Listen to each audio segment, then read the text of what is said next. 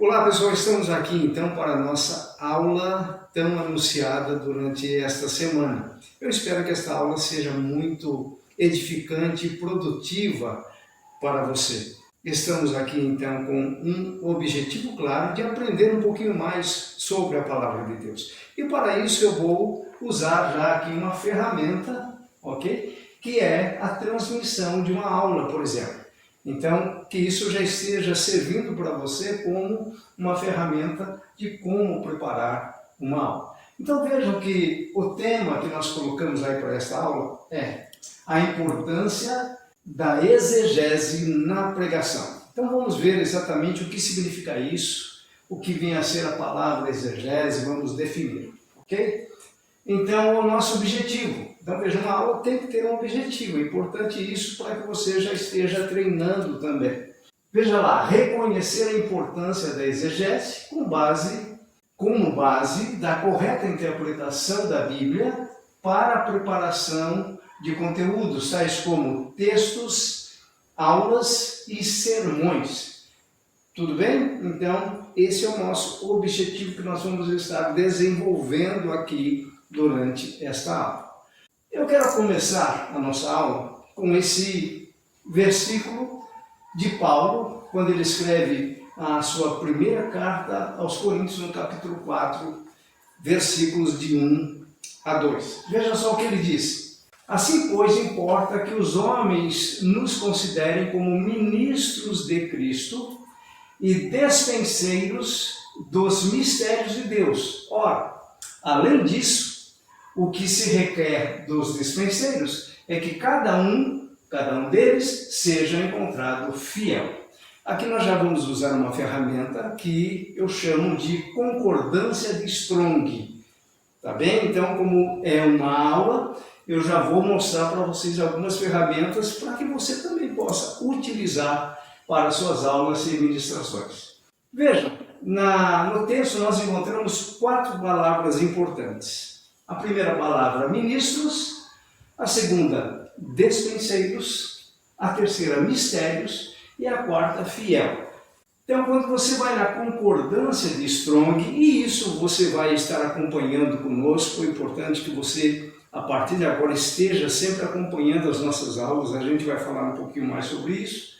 Então, existe uma concordância de Strong que nos dá o significado das palavras. Então, por exemplo, na concordância, quando eu clico sobre a palavra ministro, vai aparecer esta palavra aqui em grego, hiperetes. Apesar de aparecer um U aqui, na verdade a gente pronuncia como Y, tá bem? É hiperetes, que significa o seguinte, servos de um rei. Ou seja, quando Paulo fala a questão do ministro, ele está dizendo que esse ministro deve ser servo de um rei. A ideia aqui é de um arauto, ou seja, o arauto é aquele que recebe do rei a informação e ele transmite essa informação dada pelo rei. Então essa é a ideia que Paulo está dizendo, que nós somos ministros ali, veja só, ministros de Cristo. Então Cristo é o nosso rei, que significa dizer que eu busco a informação em Cristo, para então transmitir a verdadeira palavra. Então eu sou servo de Cristo, eu sou servo de um rei. Segundo ponto é a palavra despenseiro. Então quando eu clico sobre despenseiro, e a gente vai falar mais sobre isso em próximas aulas, vai aparecer então no grego a palavra oikonomos. O que significa isso? Vejam lá. É repartir a porção própria para cada servo e até mesmo para as crianças pequenas. Então, olha que interessante essa palavra despenseiro. Então, é importante que você já vá entendendo que quando nós fazemos essa análise, usando a concordância de Strong, o versículo vai tomando mais sentido. Então, vejam, nós temos que repartir a porção própria. O que significa isso? Eu preciso ir até a palavra de Deus, buscar o verdadeiro ensino, a ideia que é a porção própria, para poder trazer um alimento espiritual. Esse alimento, então, é para cada servo e até mesmo para crianças pequenas. Então o que a gente já começa a aprender aqui? A nossa responsabilidade em buscar na palavra o verdadeiro ensino. A outra palavra é mistérios. Vejam lá, a palavra mistério, a tradução é mistério mesmo, ok? Ou seja, a transliteração da palavra é mistério. Ou seja, algo escondido, secreto. E aqui a gente já vai ver a necessidade da exegese, que o objetivo principal desta aula é mostrar a importância da exegese na preparação de conteúdos teológicos, como uma aula, como um texto até mesmo, ou sermões. Então vejam, algo escondido, algo secreto, isso é um mistério. Agora, como é que eu vou descobrir esse mistério? Sem entender o texto. Então, vejam só o que Paulo está dizendo, da responsabilidade que nós temos de fazer a obra, de ensinar, de ministrar como despenseiro, de tal forma que nós estejamos extraindo do texto o verdadeiro sentido do texto.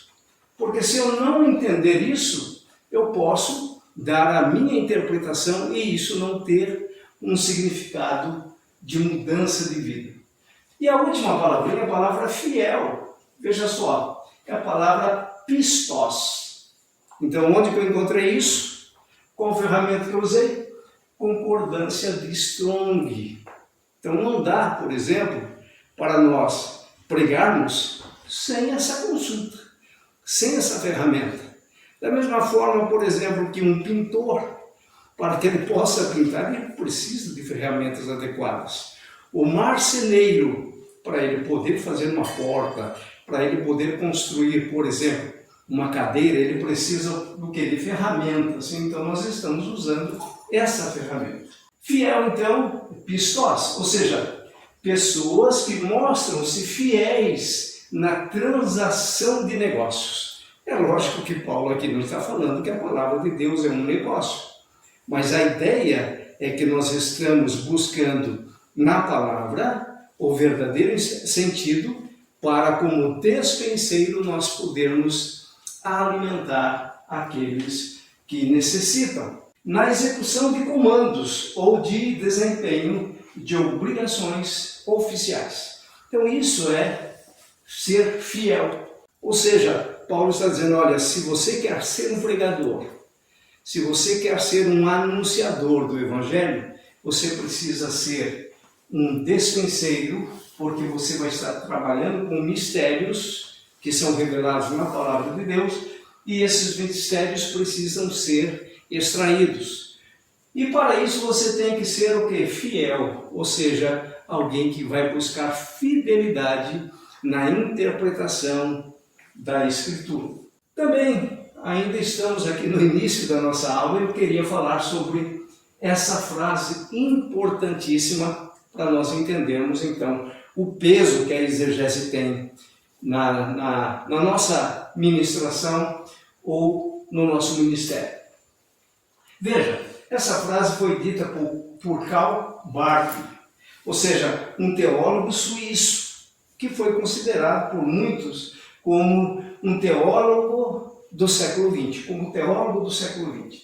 Então veja só, ele vai dizer, e agora chegou o fim. Porque ele, na Alemanha, ele ministrava aulas, e quando chegou o regime, alguns regimes totalitários lá, ele foi pressionado ao ponto de dizer, não, dessa forma eu não vou continuar o meu ministério aqui. E então ele é convidado a sair da universidade, da faculdade, e na sua última aula ele vai dizer o seguinte para os seus alunos, olha só, e agora chegou o fim, ou seja, chegou a minha última aula. Então, ouçam meu pequeno conselho. E olha o pequeno conselho dele. Exegese, exegese e mais exegese. Apeguem-se à palavra, às escrituras que nos foram dadas. Então, esse grande teólogo, que foi considerado um dos melhores do século XX, ele orienta seus alunos para que eles pensem na exegese. Porque agora vocês vão ver o conceito de exegese. Mas antes, vamos aqui para os nossos conteúdos. Primeiro, nós vamos definir exegese. Segundo, vamos definir também hermenêutica. Vamos falar sobre hermenêutica, exegese e exposição do texto. Vamos falar também sobre exegese, e aqui nós devemos tomar um cuidado.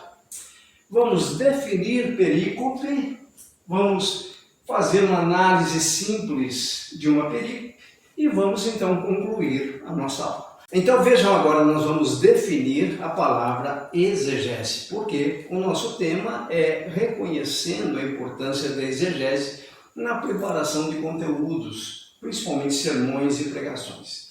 Então veja, a palavra exegese vem do termo grego exegesis, essa é a pronúncia da palavra no grego, derivado do verbo exegeomai. Então não precisa saber grego, não é essa a ideia aqui, mas que a gente possa ter uma noção a respeito da origem dessa palavra. Veja, esse verbo, então nós temos um verbo aí, exegeomai, aparece no Novo Testamento.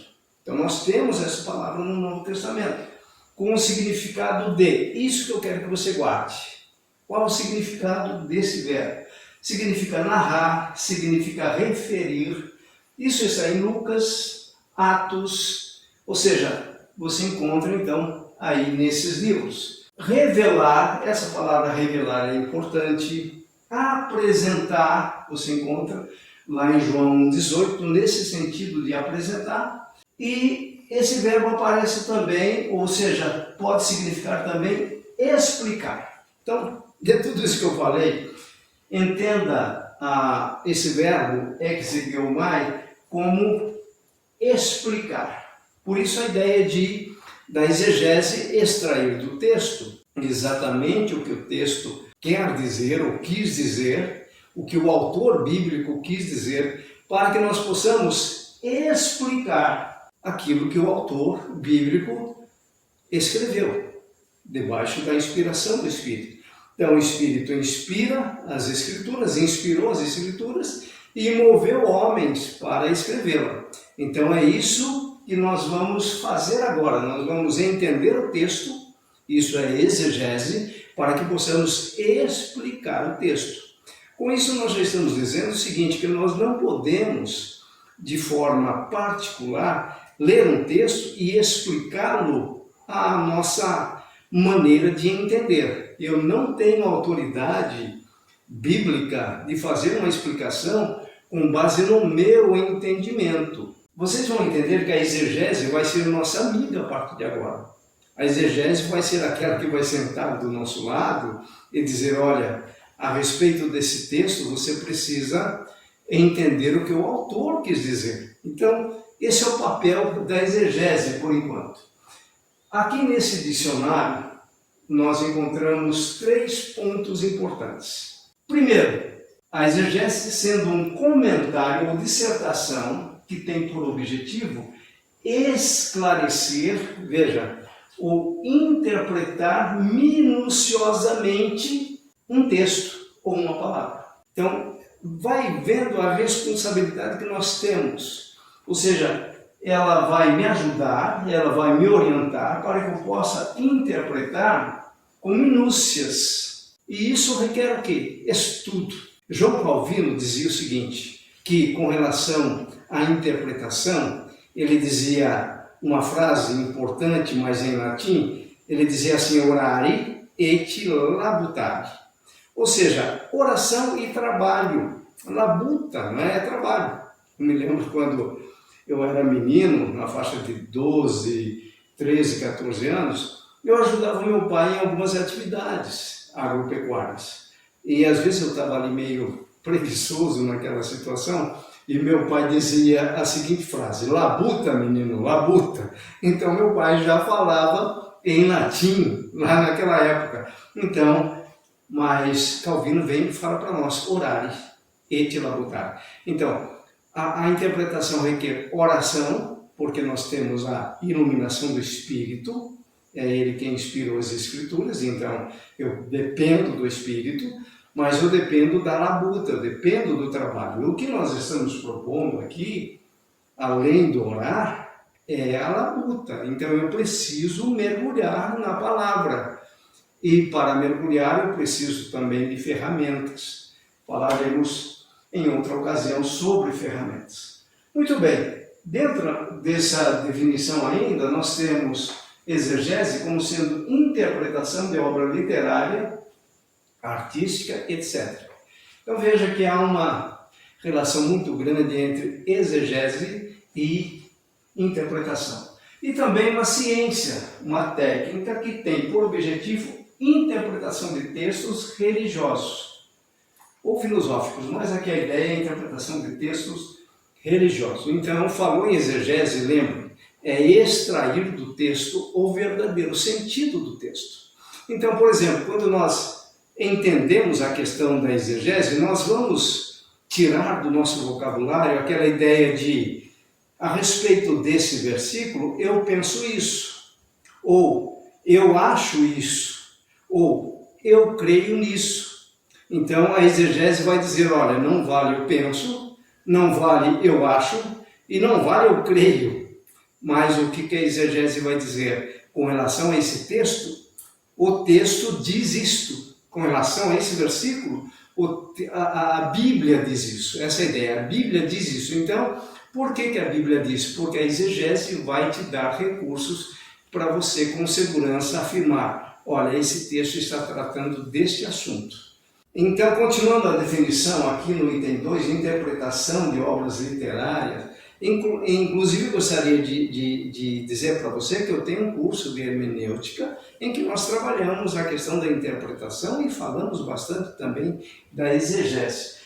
Então, além disso, uma ciência, uma técnica que tem por objetivo interpretação de textos. E nós vamos ver, então, no conceito de hermenêutica, a questão da interpretação. Por isso que a exegese e a hermenêutica são amigas. Elas estão ali para nos auxiliar. Etimologicamente falando, exegese é a exposição de fatos históricos. E daí entra a questão do sermão expositivo. E eu costumo dizer o seguinte, da importância de nós entendermos a exegese da hermenêutica para extrair do texto o verdadeiro sentido e a verdade que o texto está trazendo, para que a nossa pregação seja descomplicada. Dá para entender isso? Porque se nós não colocarmos com clareza o significado das palavras e usar todas as ferramentas, desde concordância de Strong, desde um bom comentário bíblico, desde uma Bíblia de estudo que vai nos ajudar. Se nós não tivermos todas essas ferramentas, nós não vamos trazer uma pregação descomplicada. Pelo contrário, nós podemos trazer uma pregação totalmente distorcida daquilo que a palavra de Deus está dizendo. Então, expor fatos históricos, também interpretação. Então veja, não tem como separar a exegese da hermenêutica e vice-versa. Comentário, interpretação de um sonho, tradução, conduzir, guiar, dirigir, governar, conduzir passo a passo até o fim. Detalhes, explicar, interpretar. Então isso é exegese. Então dá para entender aqui a necessidade dessa ferramenta, a necessidade de nós fazermos a exegese, ok? Durante a aula nós vamos chegar num ponto importante. Agora eu quero definir a hermenêutica. Como eu disse, eu tenho um curso falando sobre hermenêutica, inclusive sobre as regras de hermenêutica que são fundamentais para nós interpretarmos bem.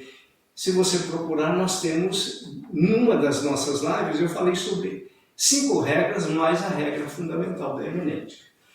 Então vejam, agora já definimos exegese, que é extrair, ok? E a hermenêutica é a arte de interpretar, relativo à interpretação, próprio para fazer compreender. Então, novamente, eu preciso deixar e expor o texto, por isso eu preciso interpretar corretamente para expor o texto de forma descomplicada, de forma que a pessoa possa entender o texto. A arte de descobrir o sentido exato de um texto. Tá? Apesar de aparecer arte aqui na definição, eu gosto de explicar que Na verdade, essa arte não tem sentido se nós não confiarmos na unção do Espírito Santo. Então, entendam vocês que tudo isso que nós estamos falando, ensinando, não nos exime de nós dependermos da unção do Espírito Santo. É como alguém já disse, são duas asas. Uma é a asa da unção e outra é a asa da técnica. Então, quando nós estudamos exegese e hermenêutica, nós estamos usando a técnica. Mas, na verdade, a unção, a iluminação do Espírito Santo, nós não podemos de forma nenhuma desprezar. Portanto, nós temos essa noção. Então, a arte de descobrir o sentido exato de um texto, interpretação do que é simbólico. Então, isso é hermenêutica. A exegese extrai do texto o verdadeiro sentido e a hermenêutica agora interpreta o texto. Agora, qual a relação entre hermenêutica, exegese e exposição? Roy Zuck, ele dá uma explicação que é bastante simples para nós entendermos. Ele vai dizer o seguinte, que hermenêutica é como um livro de receitas, com regras de como fazer um bolo. Então você pega lá o livro de receitas e você tem lá todas as orientações, a quantidade de cada ingrediente, ou seja, são regras. Então ele compara a hermenêutica como esse livro de receitas de como fazer um bolo. E aí ele vai dizer, a exegese é a preparação do bolo. Então a exegese, quando você extrai do texto o verdadeiro sentido do texto, é como você está, então, preparando o bolo. Então faz parte até da preparação do seu sermão, seja ele temático, seja ele textual, ou seja ele o sermão expositivo. Ok? Então, nós temos agora a exegese preparando o bolo e vamos para a exposição. A exposição aqui é aquela pregação do seu sermão. Na verdade, ele está fazendo uma analogia aqui, dizendo que essa exposição é a entrega do bolo para alguém comer. Então, veja, eu tenho a receita, que é a hermenêutica, eu preciso preparar aquilo com os ingredientes corretos e eu preciso agora expor, ou seja, entregar o bolo para que as pessoas possam, então, se alimentar. Então, desta forma, nós temos essa relação entre hermenêutica, exegese e exposição. Muito bem, agora, um cuidado que nós devemos tomar. E isso é muito comum nós fazermos. Por isso que essa aula é importante. E eu chamei de super aula, talvez por causa desse ponto que nós devemos entender. Se nós não entendermos esse ponto, nós vamos ter sérios problemas. Veja o conceito de exegese. Enquanto que exegese significa extrair, por isso que eu falei, guarde essa palavra extrair, e aqui veja, exegese começa com o prefixo ex, e extrair também você tem o ex. Tudo bem, pessoal? Então, exegese é extrair o verdadeiro significado do texto bíblico. E é contrária à exegese. Aprenda isso, pessoal. Importante isso. Para você não ser um exegeta. Tá bom? Então, veja. É contrário à exegese, que é impor significado ao texto bíblico. A Bíblia não me autoriza colocar significados no texto. Você sabia disso? Olha, antes de estudar esse assunto, eu era especialista de colocar os meus significados. E o pior, eu achava que aquilo era uma revelação divina. Olha só. Quando eu comecei a estudar sobre exegese, eu fui vendo a responsabilidade que eu tinha com relação ao texto para explicá-lo segundo a intenção do autor. Então a exegese ela vai buscar extrair a intenção do autor. A exegese não tem nenhum compromisso com o autor. A exegese vai dizer o seguinte, você pega um texto e dá a sua interpretação. E o pior, nós achamos que O texto tem diversos significados. Na verdade, o texto tem um único significado. Tem diversas aplicações, que é diferente. Então, o significado é aquele que está no texto. Quem vai me ajudar nisso é a exegese.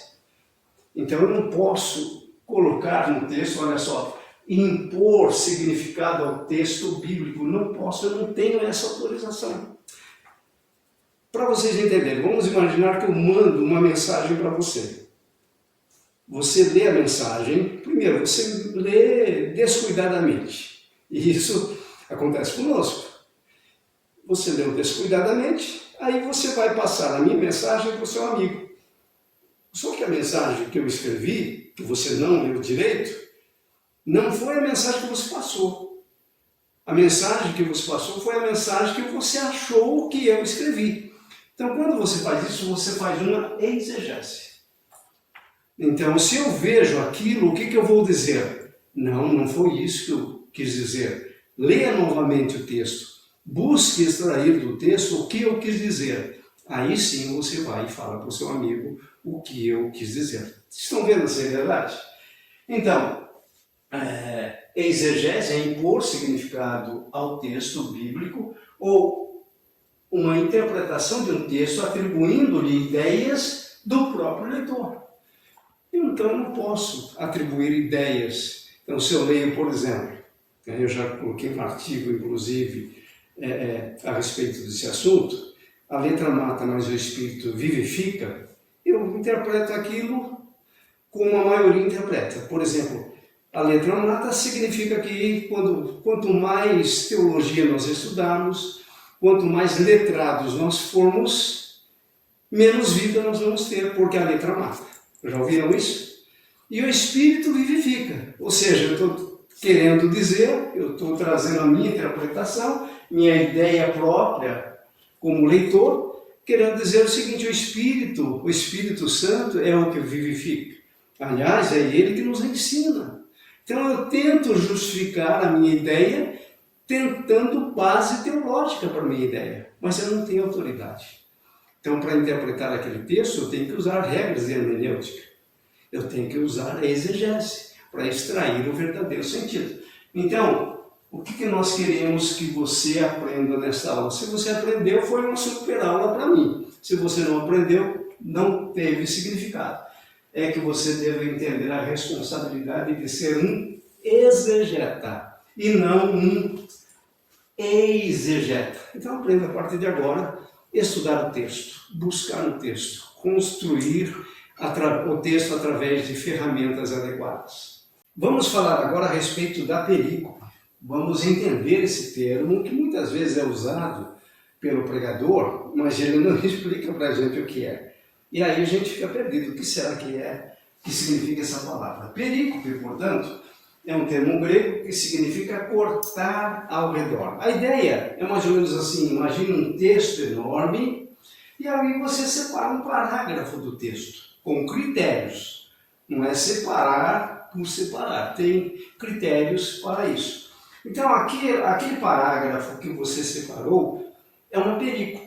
É como se você colocasse uma lupa e a lupa trouxesse então aquele parágrafo, aquele texto, aquela perícope, para você poder o quê? Analisar e estudar separadamente. Então, nós temos na Bíblia muitas perícopes. Então, se você não quiser usar a palavra perícope, você pode usar a palavra seção ou parágrafo, falando então de livros sagrados. Vamos ver o primeiro exemplo. São dois exemplos. Vamos ver o primeiro exemplo de perícope.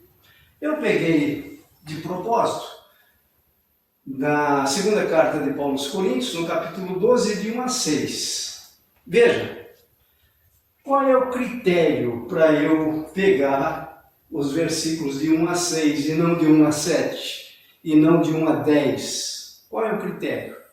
É olhar para dentro do texto e verificar ali início, meio e fim. As nossas Bíblias, elas já trazem, elas nos auxiliam nisso. Por exemplo, se você tem uma Bíblia Almeida Revista Atualizada, cuja sigla é ARA, ok? Você vai ver ali na segunda carta de Paulo aos Coríntios, está escrito lá, antes de iniciar o versículo 1, as visões e revelações do Senhor. O que a SBB, ou seja, a Sociedade Bíblica do Brasil, está fazendo com isso? O que os editores estão fazendo com isso? Eles estão dizendo que esses versículos de 1 a 6 tratam das visões e revelações que Paulo teve, ou seja, o que o Senhor deu a Paulo. Então, esse texto aqui, as visões e revelações do Senhor, você não encontra no texto grego original. Não existe isso. Então, isso é chamado de marca externa. Por que é externa? Porque não está internamente no texto grego. Tudo bem, pessoal? Entenderam isso? Então, essa marca externa é produzida pelos editores. Se você for lá na primeira carta de Paulo aos Coríntios, no capítulo 13, ele vai falar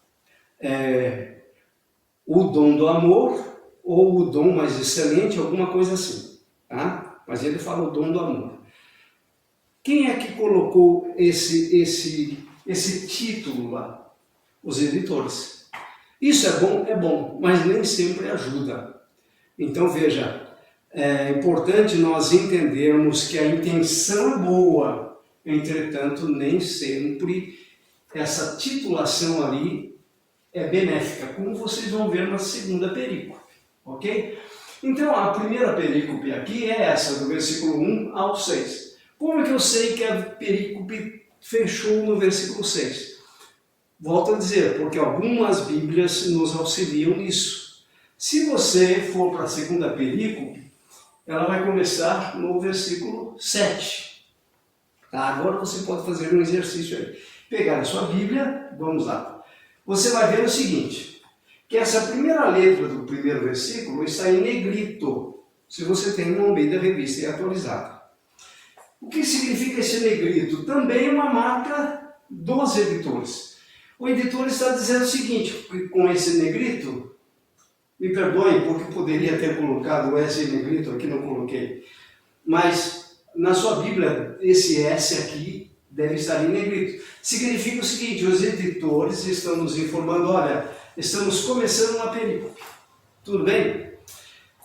Aí, terminando o versículo 6, quando chega no versículo 7, o E também está em negrito. Significa que ele está começando uma outra perícope.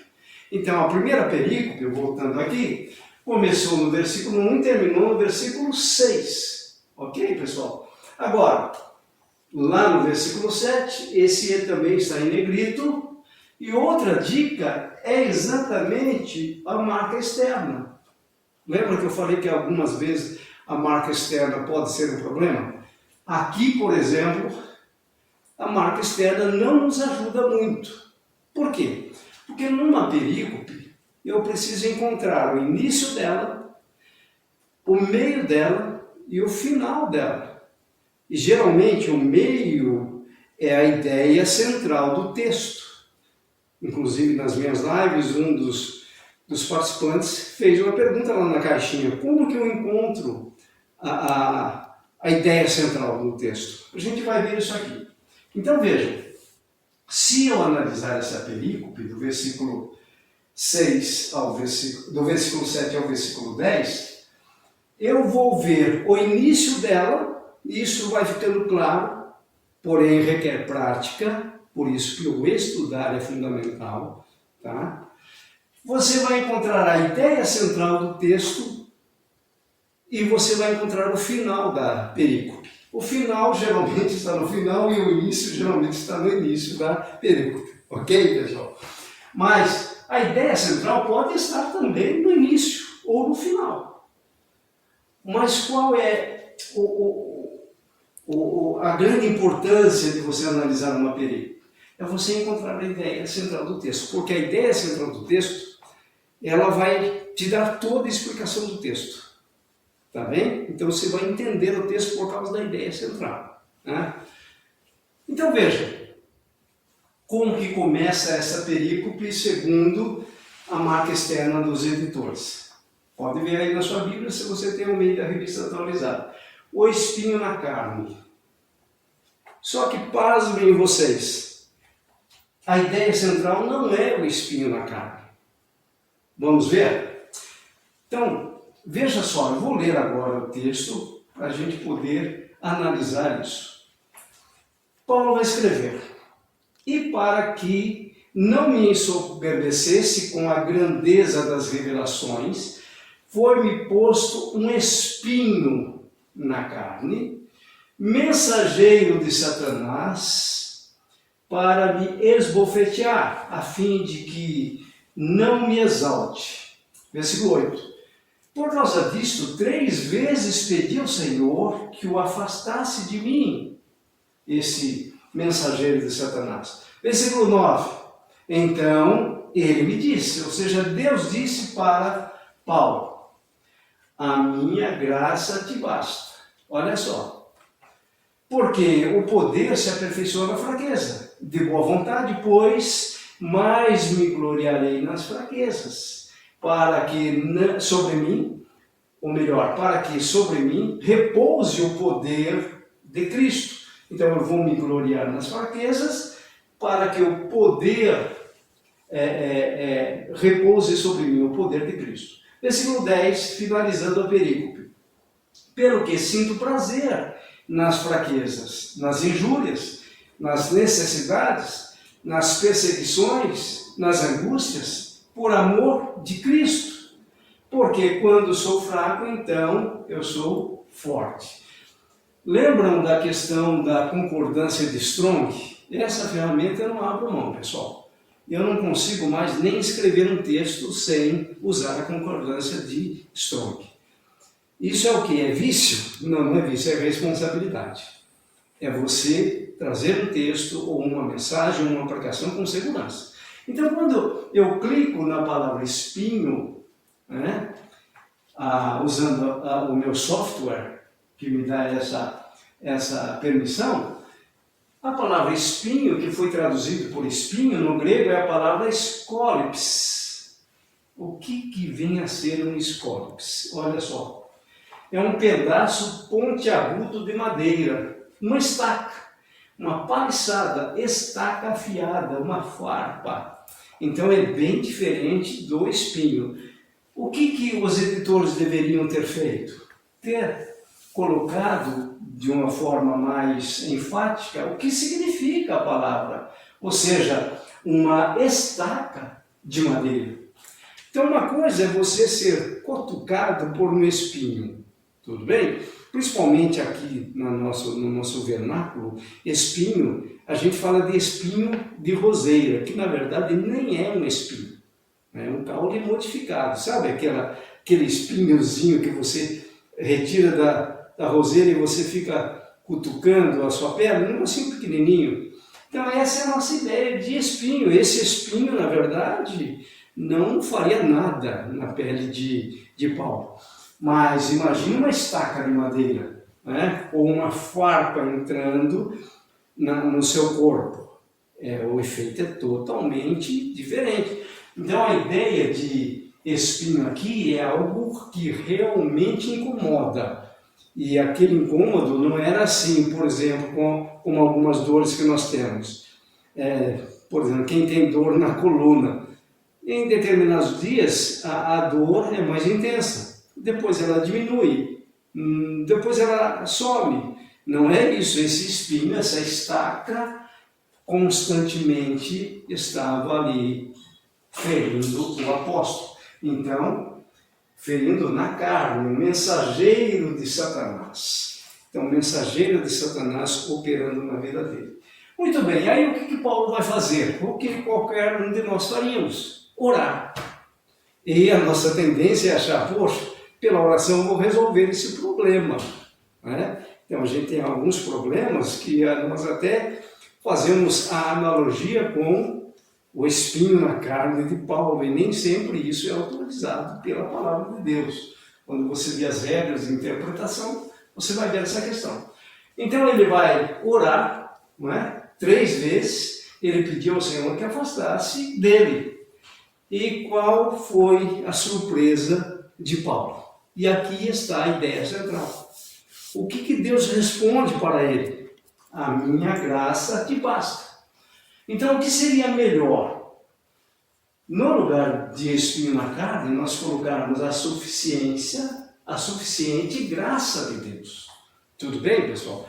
Então, quando eu entendo a suficiente graça de Deus, o texto vai estar me dizendo que as lutas que eu enfrentar, como Paulo enfrentou, essas lutas, elas vão fazer com que a graça de Deus seja abundante. A graça é que me satisfaz, e não a resolução que Deus traz. Então, o destaque, ou a ideia central, é a respeito da graça de Deus. Então, o que poderíamos ter colocado ali? Não é? A grandeza da graça de Deus, a suficiente graça de Deus. Essa é a ideia. Então, vamos agora, pessoal, caminhando para o final, voltando para a análise. O que eu quero que vocês enxerguem? O início da perícope, desta perícope, de 7 a 10, não é? O meio dela e o fim dela, tá? O final da perícope. Então veja só, no início o que nós encontramos? Deus permite um espinho na carne de Paulo. Então veja, você encontra nos primeiros versículos, de 7 a 8, o início dessa perícope. Isso vai ficando claro, vai ficando óbvio. É lógico que quando a gente faz a leitura da perícope pela primeira vez, a gente não nota isso. Então você precisa fazer uma leitura continuada. Então você lê, você procura um comentário bíblico, você usa a concordância de Strong, se você não tem a concordância, se você não tem um comentário, porque tudo isso custa dinheiro, pelo menos uma Bíblia de estudo você precisa ter, que vai te ajudar muito. Tá? Então, o início da perícope é exatamente Deus permitindo o quê? Um espinho na carne, esse mensageiro de Satanás. Se você verificar a perícope anterior, tá? A gente está pregando, por exemplo, trazendo uma exposição no texto dos versículos 7 a 10. Mas as perícopes anteriores e posteriores são importantes, porque aqui Paulo fala a respeito da excelência ou da sublimidade das revelações que ele recebeu. Então, na verdade, essa perícope, olha só, quando ele coloca, e para que não me ensoberbecesse com a grandeza das revelações, essas revelações aqui, tá? Que ele chegou a ser arrebatado até o terceiro céu, é isso que ele está dizendo. Então, para não se exaltar, Deus então coloca o quê? Um espinho na carne de Paulo. Então não basta pegar apenas uma perícope, mas nós temos que entender o texto todo. Agora, se vamos pregar sobre aquela, então o destaque está naquela perícope, que no caso aqui está na segunda carta de Paulo aos Coríntios, 12, de 7 a 10. Então o meio da perícope, nesse caso, fica claro que Deus responde a ele, a minha graça te basta. Então essa ideia da graça de Deus sendo suficiente, então, importante, essa ideia central, volto a dizer a você, vai mostrar que não é a resposta de Deus resolvendo o nosso problema que é importante. O que é importante é a graça dele. Então ele está dizendo, a minha graça te basta. E aí, veja, nós podemos fazer uma aplicação. Depois que a gente faz toda a exposição do texto, a gente pode explicar. Então, por exemplo, vamos supor que no momento eu estou tendo um problema com a educação de filhos. Eu vou buscar a Deus para solucionar esse problema. E se Deus não solucionar, qual vai ser a resposta dele? A minha graça te basta. Agora, o que eu vou fazer com a graça de Deus? Aí vem para o final da perícope. Olha só o exemplo de Paulo. Paulo entendeu o quê? Os benefícios da graça. Olha, isso é tremendo, porque ele vai dizer o seguinte, né? Então ele ora pedindo para que Deus resolva o problema dele, o ideal seria Deus tirar o espinho na carne, Era isso que Paulo queria e é o que nós queremos, não é? Veja só, mas Deus frustra, entre aspas, Paulo, e às vezes, se nós não entendermos um texto como esse, nós somos frustrados também. Mas o que Deus respondeu: a minha graça te basta. E aí, veja só, e Paulo agora vai dizer, né? De boa vontade, pois mais me gloriarei nas fraquezas. Poxa, isso é questão de ser um masoquista? Como que pode alguém se satisfazer com uma palavra simples de Deus: a minha graça te basta? Veja só, ele vai dizer agora: eu me gloriarei nas fraquezas, para que sobre mim repouse o poder de Cristo. O que Paulo percebeu? Que quanto mais fraco eu for, mais eu vou depender de Deus. Eu não preciso, na verdade, que Deus retire o espinho. Eu preciso da abundante graça. E veja só, no versículo 10, então, que fecha a questão do perigo: pelo que sinto prazer nas fraquezas, olha só, nas injúrias. Puxa vida, quem de nós está nesse nível de espiritualidade?